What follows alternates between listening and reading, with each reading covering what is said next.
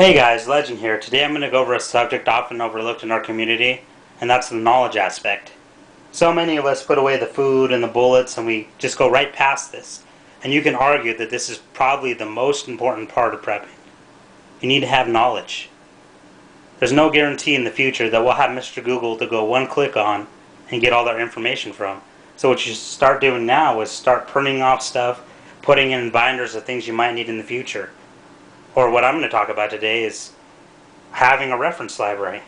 One of the most important parts. Now I put away 3 bookshelves and read countless books and different information. I've read the good ones and the bad ones. And I don't want you guys to take the same time and make the same mistakes I did reading some of those. So I'm going to give you some of the good ones you should read. Alright, I'm just going to get started here. And the first and most important one, I thought I'd start with that. The one that everyone should buy if they're a prepper is When Technology Fails. That's by Matthew Stein. This is the most definitive encyclopedia on prepping I've ever found. It's a manual for self-reliance, sustainability, and surviving the long emergency in the absence of technology. And I'm going to go over the chapters with you guys because there's a lot of things I know you guys will want to know and you guys should know. The first chapter deals with an introduction to self-reliance. It talks you why to be prepping. It gives you examples to read to your family even of why they should start. The second one is possible trends and possible futures. That kind of goes over different types of scenarios we could have. The next one is supplies and preparations. It goes over what you should have, food, water, a lot of things in a basic sense. The next one is emergency measures for survival. And that deals with like water purification, fire starting capability, food, shelter, locations, things to that nature. The fifth one, it goes in more in depth about water. The sixth one goes more in depth about food, growing, foraging, hunting, and storage. The next one is shelter and buildings. Then it has the next chapter is first aid, and it goes over that wonderfully. The one after that is when high-tech medicine fails. It gives you a lot of things.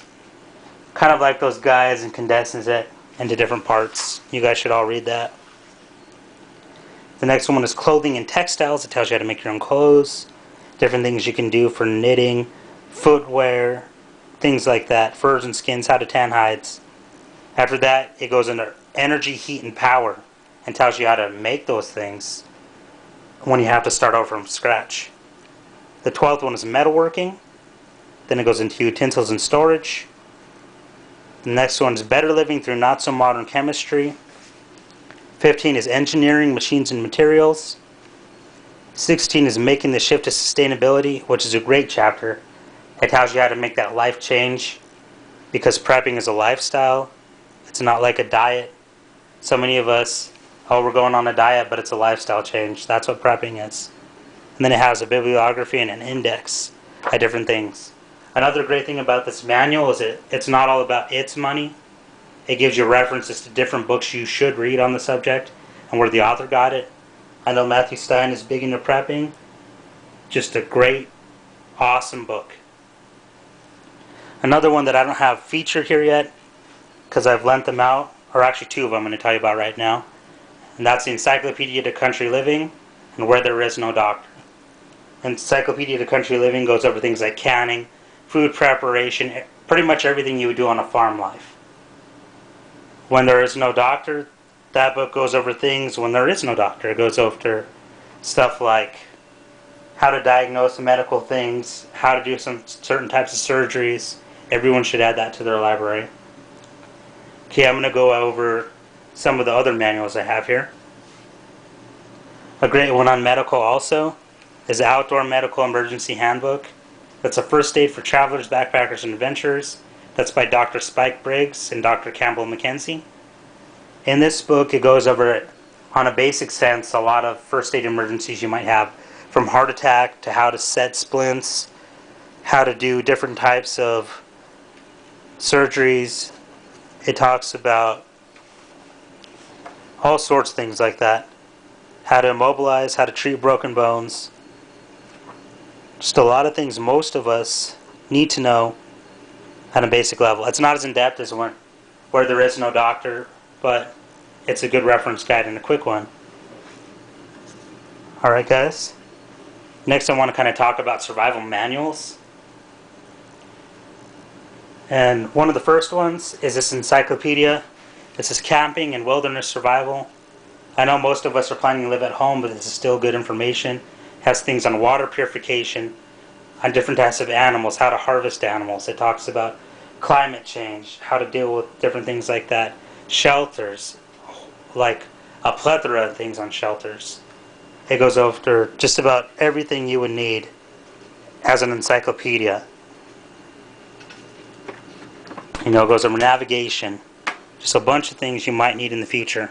Even if you're not going to be, you know, booking it out in the country, it's still good information. Another survival manual, I've read several. This one right here, How to Survive Anything Anywhere, a handbook of survival skills for every scenario and environment. That's by Chris McNabb. And the whole theme of this book is be a survivor, and I kind of like that. It talks about making shelters, finding underground water, escaping burning buildings, surviving urban terrorism, finding your way across any terrain, sustainable life, Arctic desert, and hand-to-hand combat. On a basic sense, it touches on just about everything. It's not too in-depth on everything, but if you're a beginner, this has more than enough knowledge to get you started and get you thinking. Okay, I want to get into hunting kind of things. Well, before I touch on that, there is a bunch of other survival manuals that are good, like the Army Survival Manual. I just didn't want to bring that upstairs. But most of us, you know, this book covers most things everyone would need. Alright, I want to talk about hunting. Even though we probably all won't be hunting, there will be a time where you might have to do it at least once or twice in the survival.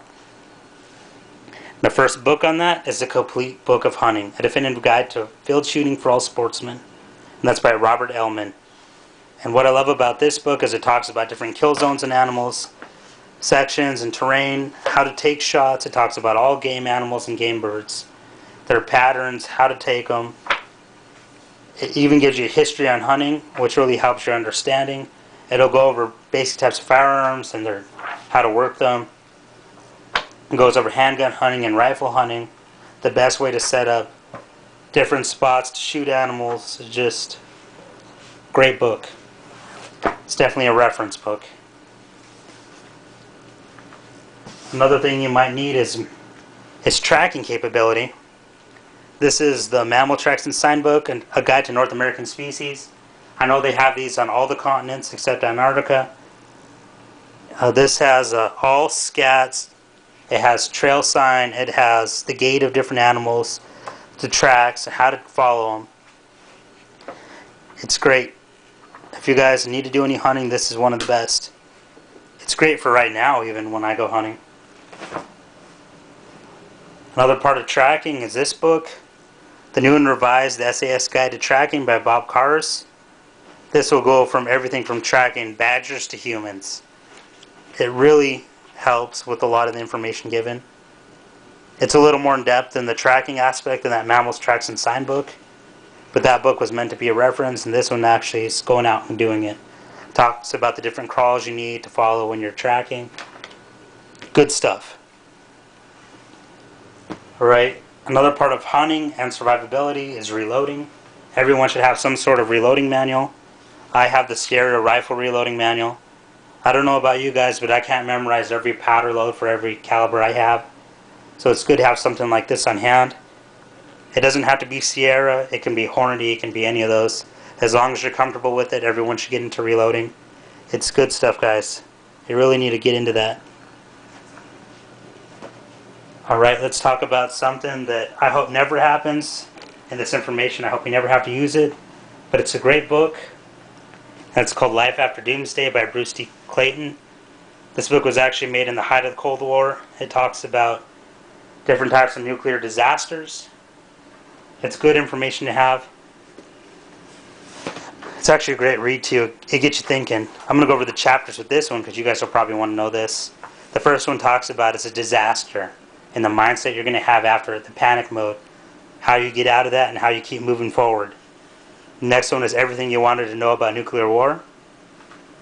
Flee or not to flee, home sweet hole, a loaf of bread and a jug of Wine and chow, nobody makes house calls anymore.